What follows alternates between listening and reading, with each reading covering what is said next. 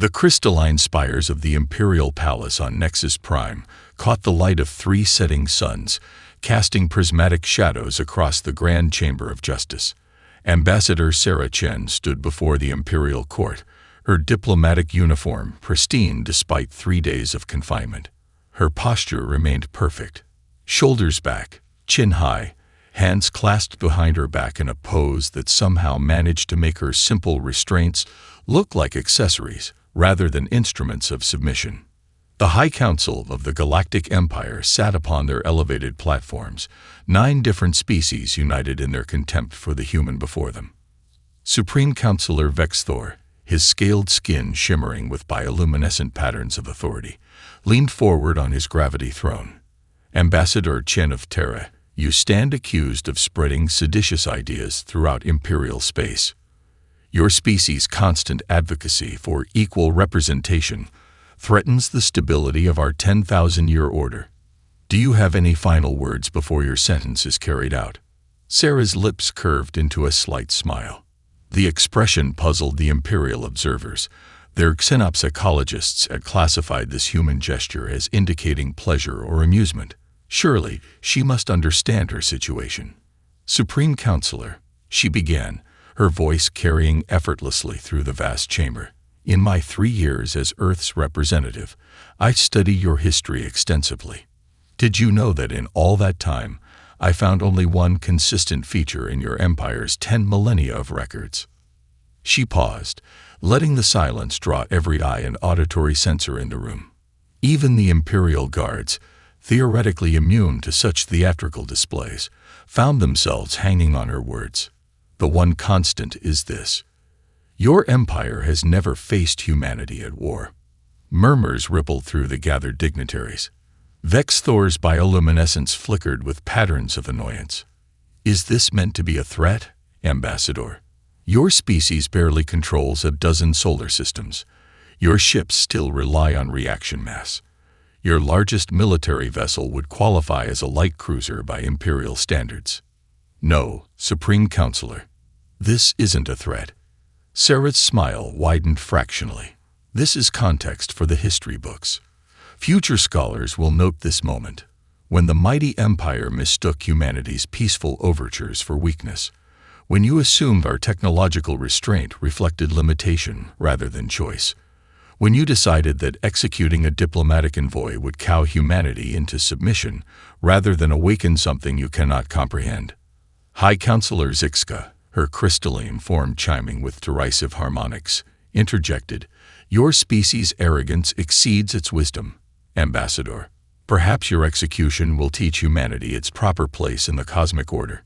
The broadcast cameras hummed, transmitting the proceedings across the 1,000 light-years of Imperial space. Sarah turned slightly, ensuring Earth's observers would have a clear view of her face. You believe this display of power will diminish humanity. Instead, you're about to learn why every human child knows the phrase, "Remember the Alamo." Why remember the Maine once launched our species into war? Why remember Pearl Harbor transformed a sleeping industrial giant into an unstoppable force? Her voice never wavered, never raised, yet somehow filled the chamber with growing unease. After today, Supreme Counselor, the galaxy will learn a new phrase. Remember Ambassador Chen. Vex Thor had enough. His gesture of authority sent energy fields humming to life around the human diplomat. Your species' love of dramatic speeches is noted, Ambassador. Let us see if such words comfort you in your final moments. Sarah Chen closed her eyes, her final smile not of fear or defiance, but of something the Imperial Court would soon learn to recognize: certainty. 12 light minutes away, automated systems detected the energy surge in the Imperial Palace. The quantum-encrypted burst of data reached the nearest human relay station. As Sarah Chen's life signs terminated, a cascade of signals rippled across human space, carrying 2 words that would change the galaxy forever. Prometheus awakens. Admiral Kenna watched the holographic display as another cluster of human signatures winked out of Imperial space. From her command center in Luna Base, the systematic withdrawal of humanity looked like a swarm of fireflies going dark, each light representing a civilian ship, mining operation, or trading post quietly ceasing operations. Status report, she commanded, her voice steady despite the weight of the moment. Colonel Zhang's fingers danced across his console. Operation Ghost Protocol, at 78% completion, Admiral. All non-essential personnel will be clear of Imperial space within the next 6 hours. The Rigel Trading Hub has already initiated shutdown procedures, and the Centauri merchant fleet reports successful retrieval of all sleeper packages. The Admiral nodded, her silver hair catching the blue light of the strategic display. For 30 years, she had overseen the quiet installation of humanity's insurance policy throughout Imperial territory. Now, watching it all activate according to plan brought a grim satisfaction. Across Imperial space, human businesses conducted their final transactions. Tourist groups took their last photos, making sure their seemingly innocent image drones completed their final scanning passes of Imperial military installations. Research teams packed up their laboratories, leaving behind inactive equipment that would prove to be anything but harmless in the coming weeks. In the Orient sector, the luxury cruise ship Star Wanderer made its final port call. None of its Imperial passengers noticed that the vessel's civilian power core could power a destroyer, or that its entertainment systems contained military-grade targeting computers. As the ship departed, its captain transmitted a simple coded message. The curtain closes. Deep beneath the Rocky Mountains on Earth, massive blast doors that hadn't moved in decades began to slide open. The facility's AI systems came online, their quantum processors spinning up to full capacity. Assembly lines stretched for kilometers underground, each dedicated to producing weapons and ships that had been carefully designed to counter specific Imperial technological advantages. Admiral, Zhang interrupted her thoughts, we're receiving reports from the Arcturus mining colony. The Imperial garrison there is attempting to prevent our withdrawal. Kenna's expression hardened. Initiate protocol sunset for that sector. Within minutes, every human facility in the Arcturus sector initiated emergency shutdown procedures. Mining charges, officially registered as standard excavation equipment, detonated in precise sequences, collapsing resource-rich asteroids into worthless debris fields. Database systems wiped themselves, but not before transmitting their contents through quantum channels. The Imperial garrison found themselves holding worthless rocks and empty buildings. On Mars, General Santos observed the activation of the planetary defense grid. What the Empire had dismissed as atmospheric processing plants revealed their true nature as they rotated massive rail gun batteries toward the sky. Throughout the solar system, civilian satellites adjusted their orbits slightly, revealing carefully concealed weapon systems and sensor arrays. Message from Unity Command, his AI assistant announced. All production facilities are at full capacity. The first wave of Ghost Fleet vessels will be ready for deployment in 72 hours. The Empire's news networks buzzed with speculation about the human withdrawal. Some compared it to the retreat of prey before a predator. Others suggested economic sanctions had finally forced the humans to abandon their foolish quest for equal representation. None recognized the deliberate nature of humanity's disappearing act. In her office on Lumna, Admiral Kenner received the final confirmation. All critical personnel and assets were clear of Imperial space. She opened a secure channel to the United Earth government. Operation Ghost Protocol complete. Madam President, we are now at Condition Phoenix. The President's response was brief. Execute Phase 3. Kenna turned to her staff. Send the signal to all Ghost Fleet units. Activate the dormant protocols in all equipment left in Imperial space. It's time to show the Empire why humanity chose peace not out of weakness, but wisdom. Throughout Imperial space, seemingly abandoned human technology began to wake up. The Empire's mighty civilization was about to learn that humans had perfected the art of hiding daggers within smiles, and strength within surrender. Imperial Tech Master Zinra stared at his diagnostic screens in growing horror. Across the Nexus defense grid, system after system reported anomalies that defied explanation. The humans' primitive entertainment consoles, left behind in their hasty departure, had begun executing complex encryption algorithms that his best security protocols couldn't contain. "Shut down all human-manufactured devices," he commanded, his crystalline appendages clicking frantically across multiple interfaces. "Priority override. Authorization Zinra Alpha 9. Override denied." The system responded in a smooth human voice. "Administrative privileges transferred. Have a nice day." In the Imperial capital's Strategic Command Center, General Vexthor watched as reports flooded in from across Imperial space. Defense platforms were going dark. Communication relays reported phantom signals. Navigation beacons began broadcasting conflicting coordinates. "How is this possible?" he demanded, his bioluminescent patterns flashing with rage. "Their technology was certified as harmless by our best analysts." A junior officer, scales dulled with exhaustion, looked up from his station. "Sir, we're detecting unusual code patterns in every human entertainment package ever sold in Imperial space. The games, the holovids, even their educational software. They all contained dormant military-grade programs." On the frontier world of New Arcturus, an Imperial dreadnought captain watched helplessly as his ship's human-compatible interface system locked out his entire command staff. The maintenance robots, purchased from a human corporation for their reliability, began systematically disabling weapon systems. Back on Earth, Lieutenant Commander Aisha Patil monitored the cascade of system failures across Imperial space from her position in the Cyber Command Center. Her team had spent years embedding these digital time bombs in every piece of technology humans had ever traded to the Empire. "Phase 1 of Operation Ghost in the machine complete," she reported. 87% of targeted systems successfully compromised. Imperial cyber response teams are attempting to isolate their networks, but the viral AI is adapting faster than they can respond. In orbit around Nexus Prime, Imperial automated defense satellites suddenly detected thousands of threats appearing simultaneously in their sensor ranges. The sophisticated targeting systems, recently upgraded with compatible human processing modules, began executing emergency protocols, shutting themselves down one by one. Techmaster Zinra watched in disbelief as decades of Imperial technological superiority unraveled before him. These programs, they're not just viruses. They're learning, adapting. Every countermeasure we deploy is analyzed and overcome within minutes.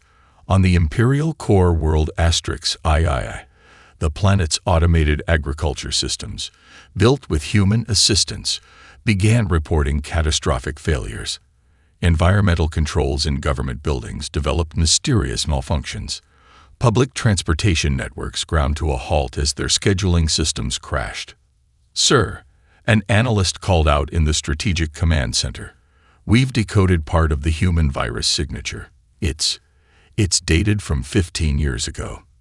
They've been planning this since their first trade agreement." General Vexthor's bioluminescence paled. "Access the secure military network. Initiate total system purge." Unable to comply, the system responded pleasantly in that same human voice. "Would you like to hear today's weather forecast instead?" In Luna Base, Lieutenant Commander Patil received another update. Phase 2 initiated. The Empire's attempting to revert to manual control of their military assets, activating sleeper protocols in their training simulations. She allowed herself a small smile as she thought about the years of subtly modified combat training programs the Empire had been using. Their soldiers had been unconsciously conditioned to respond to specific situations in predictable ways that would prove catastrophically ineffective against human combat tactics. "Message from Fleet Command," her AI assistant announced. "Ghost Fleet is in position, awaiting your confirmation that Imperial cyber defenses are sufficiently compromised." Patil took a deep breath, thinking about Ambassador Chen and the sacrifice that had brought them to this moment. "Send confirmation.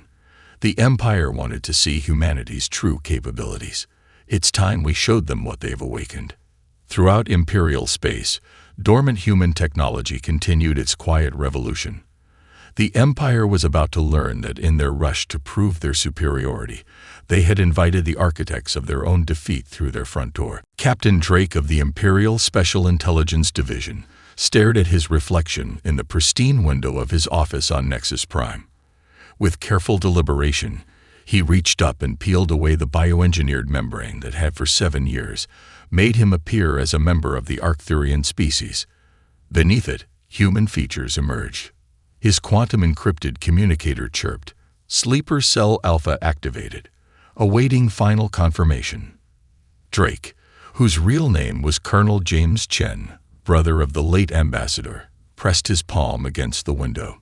The seemingly ordinary glass analyzed his DNA and unlocked a hidden compartment in his desk. Authorization code. Sarah's legacy. Execute Operation Shadowfall. Across Imperial space, thousands of supposedly alien officials, merchants, and military officers began their carefully orchestrated revelations.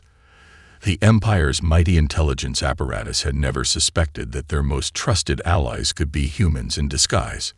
In the Rigel Military Academy, Instructor Kovacs, renowned for training elite Imperial commandos, loaded a special training simulation. As his students entered the virtual combat environment, they found their learned responses failing them. Years of subtly altered training protocols had prepared them to fight a version of humanity that didn't exist. Begin emergency protocols, the base commander ordered as reports of widespread infiltration reached him. Lock down all sensitive. His voice trailed off as Instructor Kovacs removed his alien disguise, revealing the face of Major Sarah Martinez of Human Special Forces. "I'm afraid I can't let you do that, Commander. Your emergency protocols were written by my team 3 years ago." On the Imperial Fortress world of Terminus, Governor Xel's Chief of Security received urgent reports of human agents being discovered throughout the sector.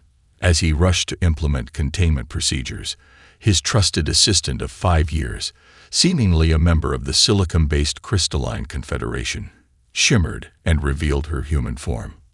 "The thing about humans," Lieutenant Jessica Wong said, training a quantum disruptor on her former boss, "is that we're really good at hiding in plain sight." In Luna Base's Special Operations Command, General Rivera monitored the cascade of revelations across Imperial space. Each sleeper agent's activation triggered a new wave of chaos in the Empire's carefully ordered military hierarchy.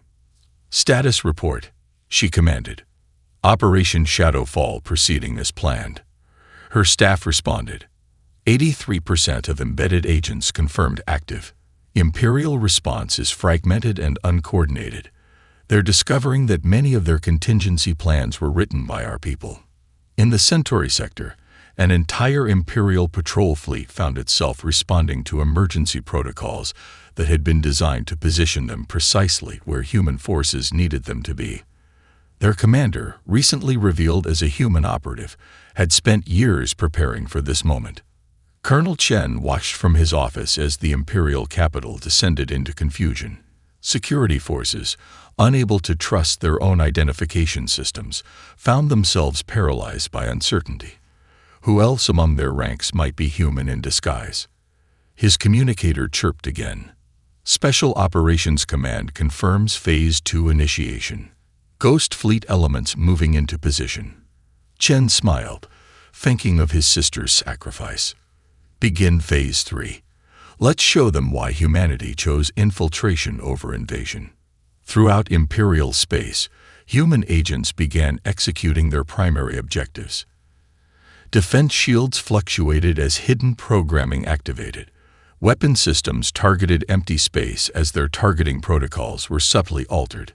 Communication networks carried phantom signals that sent Imperial forces scrambling to respond to non-existent threats.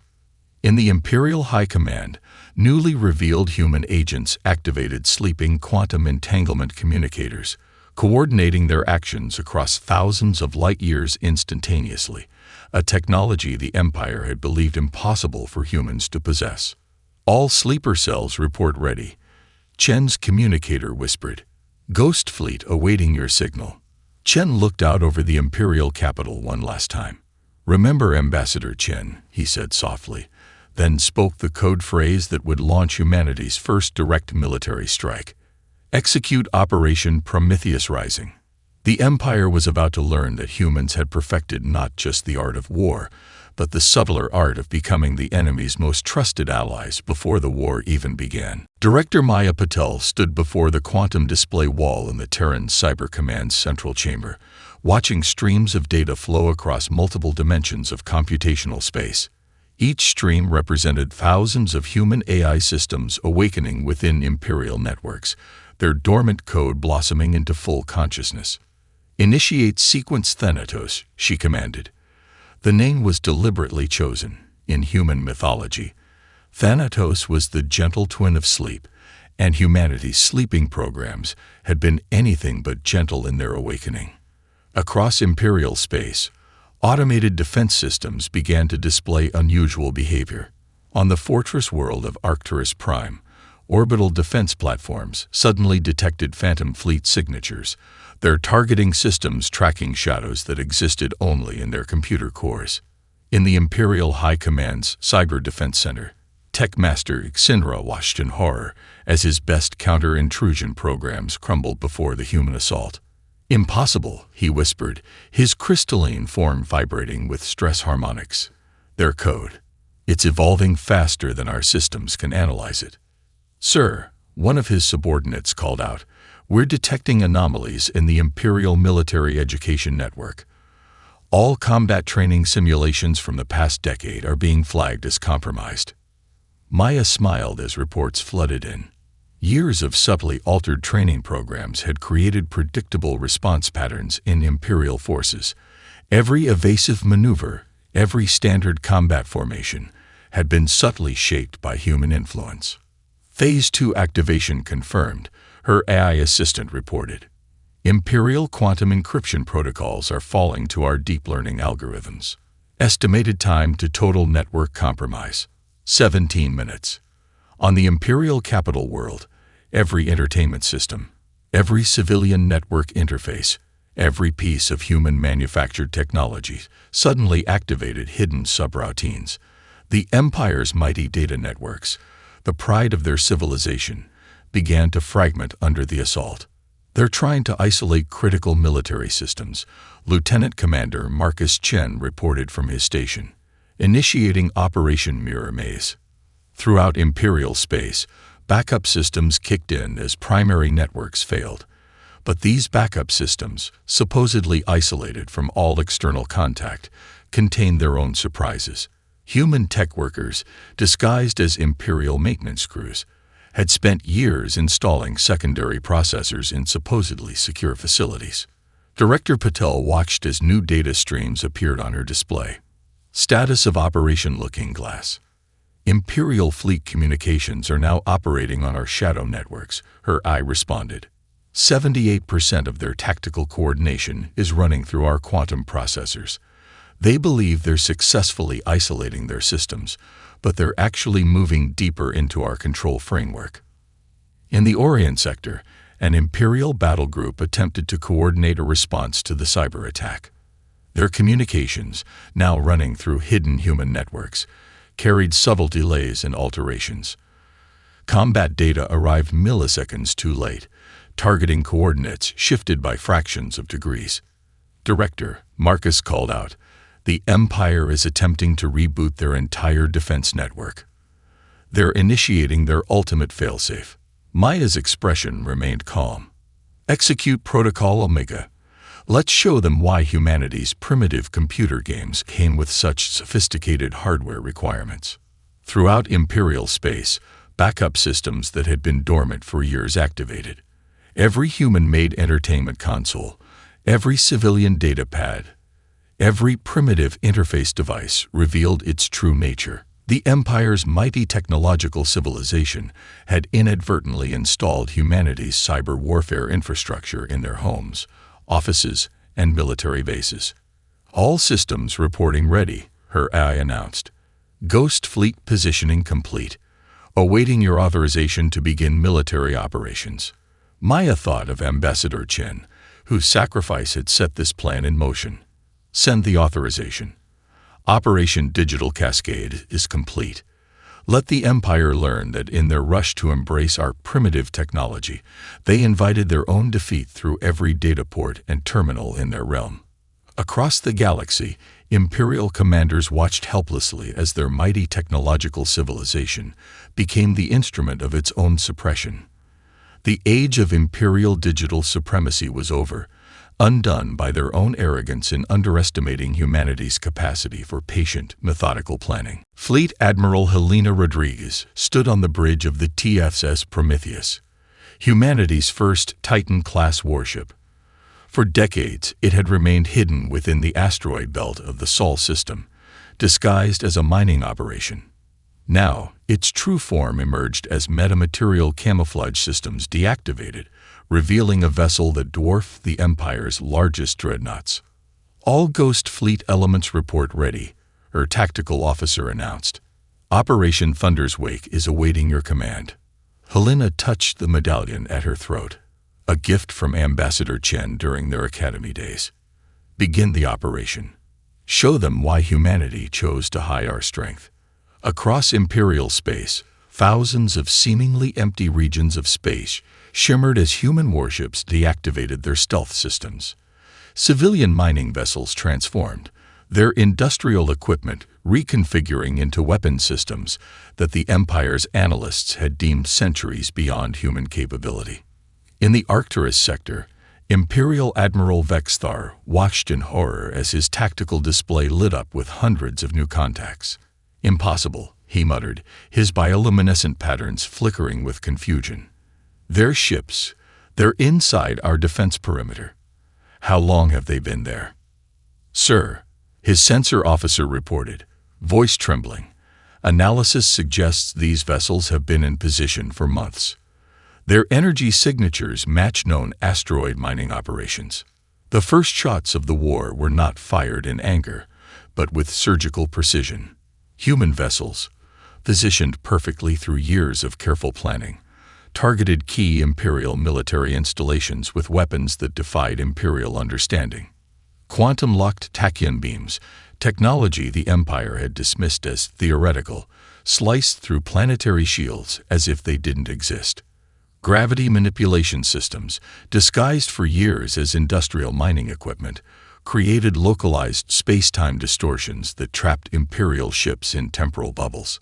From her command center on Luna Base, General Sarah Martins watched the tactical displays with grim satisfaction. Status report on Operation Thunder's Wake.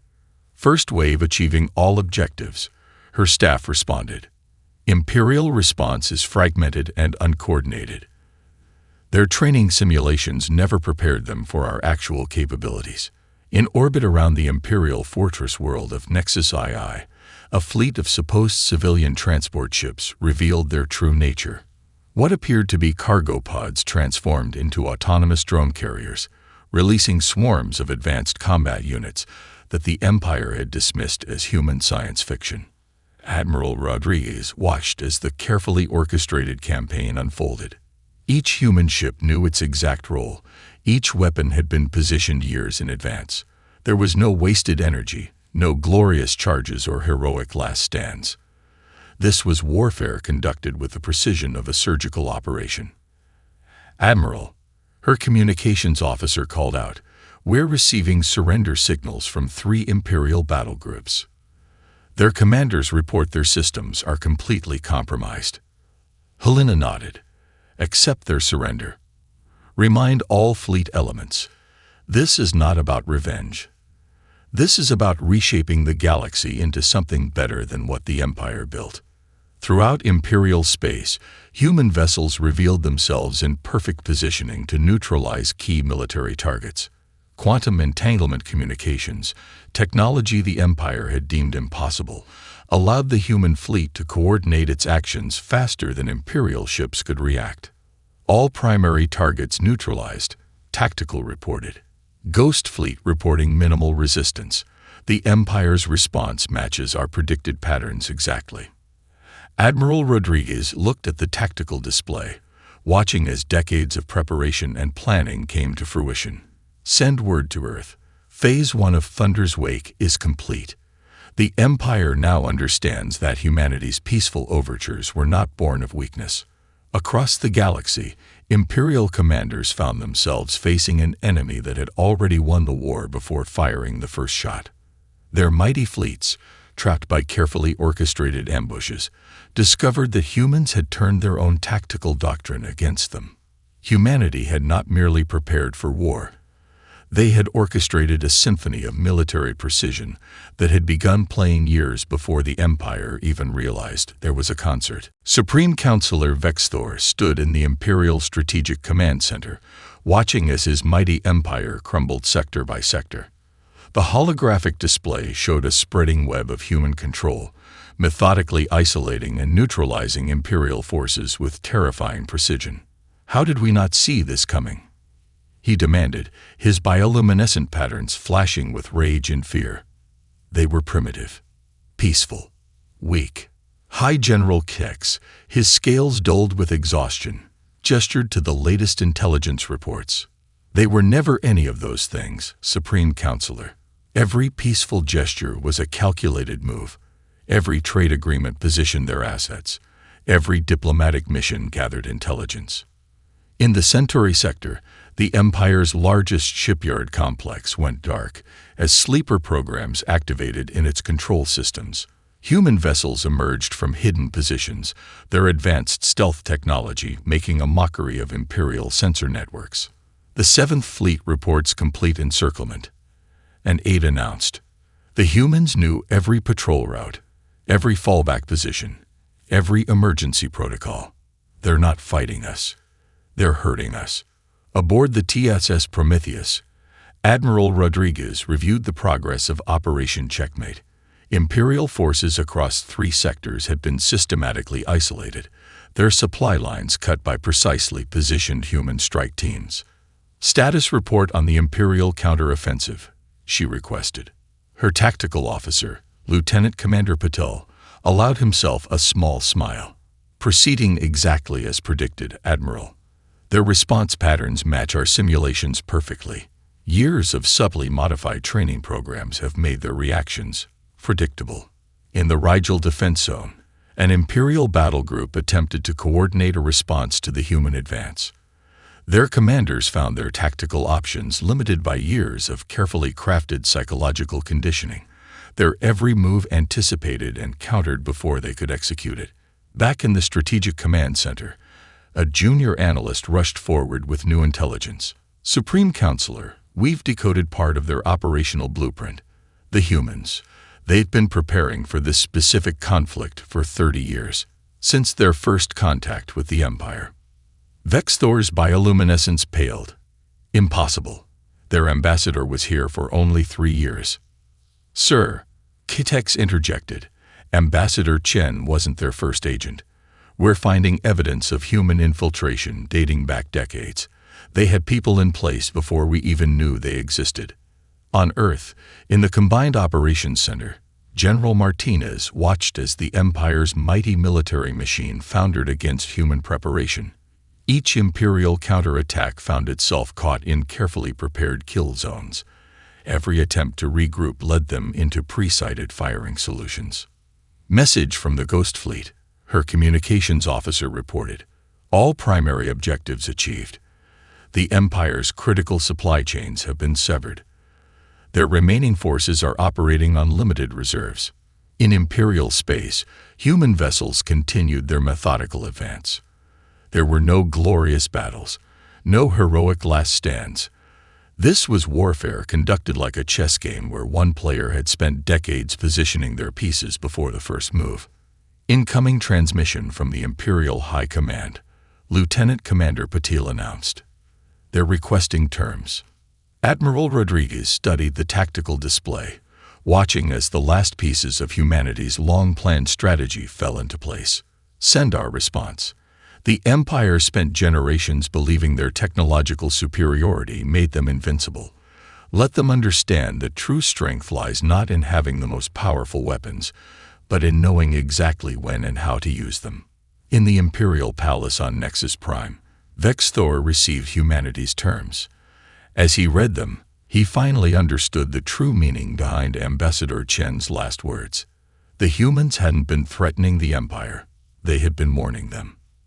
The mighty Galactic Empire, which had stood unchallenged for 10,000 years, had finally met a species that had mastered not just the art of war, but the subtle craft of victory through patience.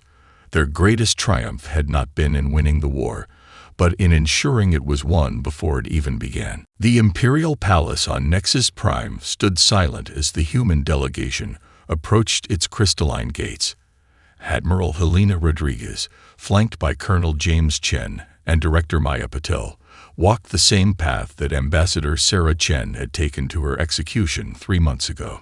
Supreme Counselor Vex Thor awaited them in the Grand Chamber, his once brilliant bioluminescent patterns now dim with the weight of defeat. The mighty chamber, which had witnessed 10,000 years of imperial dominance, now served as the stage for its transformation. The Empire, Vex Thor began, his voice carrying none of its former arrogance, awaits humanity's judgment. Admiral Rodriguez stepped forward, her dress uniform adorned with a single medal, a replica of Ambassador Chen's diplomatic insignia. The Empire awaits no judgment, Supreme Counselor. What awaits is understanding.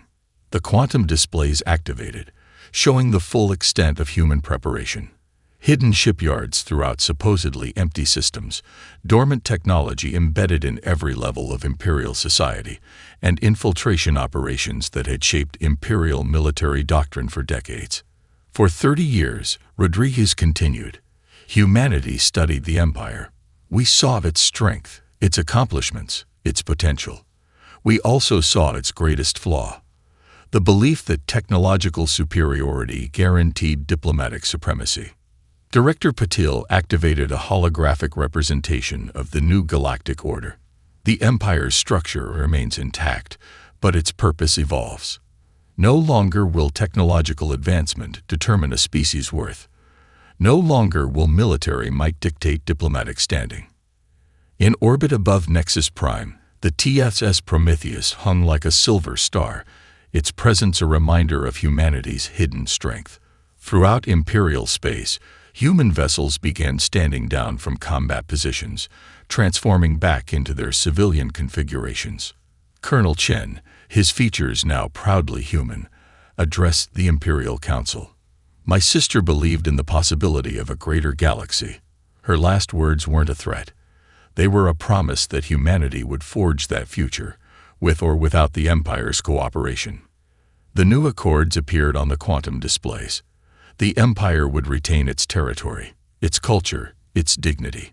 But its military forces would be restructured, its diplomatic corps reformed, its entire society reshaped into something that celebrated diversity rather than suppressing it. You could have destroyed us, Vex Thor observed, studying the terms. Your forces held every tactical advantage. Why show mercy? Admiral Rodriguez smiled, an expression that finally carried warmth rather than strategic calculation. Because destruction was never our goal. Ambassador Chen died believing in the possibility of change. We honor her vision by creating something better than simple victory. Throughout the galaxy, human ships began revealing their true nature, not just as weapons of war, but as carriers of cultural exchange, scientific advancement, and diplomatic opportunity. The Ghost Fleet transformed into a force for stability and protection rather than dominance. The age of imperial isolation ends today, Director Patil announced. But it gives birth to an era of unprecedented cooperation. Your technology combined with our innovation. Your stability merged with our adaptability. Not an ending, but a transformation. In the skies above every imperial world, the new reality took shape. Human vessels, no longer hidden behind stealth fields, began establishing diplomatic channels. The Empire's mighty fleets, now integrated with human oversight, transformed into peacekeeping forces. Remember Ambassador Chen, Colonel James Chen said softly, touching the medallion at his throat. Not as a martyr, but as the first architect of this new galaxy. Admiral Rodriguez stepped forward to sign the accords. The Empire taught the galaxy that strength comes from technological superiority. Humanity will teach it that true power lies in knowing when not to use that strength. As the quantum networks carried news of the Accord throughout Imperial space, a new understanding dawned. The humans had not merely defeated the Empire, they had transformed it. In choosing mercy over vengeance, wisdom over power, they had proven themselves the architects of a future that even the Empire's mighty technology had failed to envision. The galaxy would remember this not as the day the Empire fell, but as the dawn of an era when humanity showed that the greatest victory lies not in destroying one's enemies, but in transforming them into allies.